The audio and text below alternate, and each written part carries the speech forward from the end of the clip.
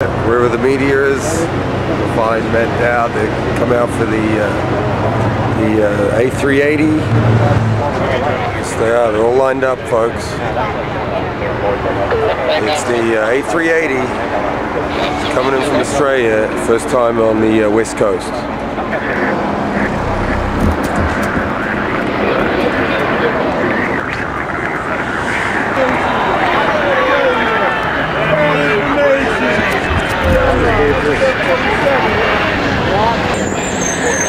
That's it. Super wide wing. Look at that wingspan, folks.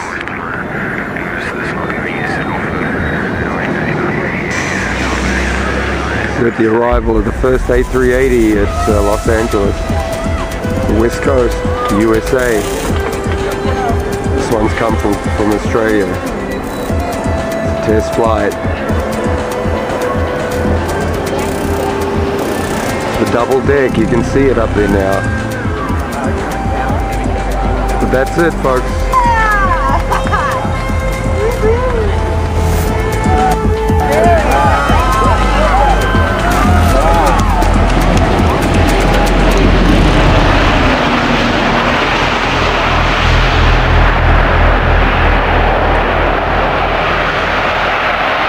100 people.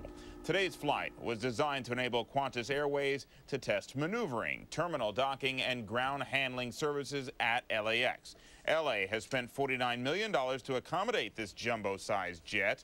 Today almost didn't happen. As you look at live pictures above ground from News Chopper 4, Airbus was only going to stop in New York and Chicago for its U.S. debut. But after some last-minute political maneuvering by Los Angeles and Qantas airline officials, we're cementing LAX's place as a central hub for international travel for generations to come. And this aircraft is enormous.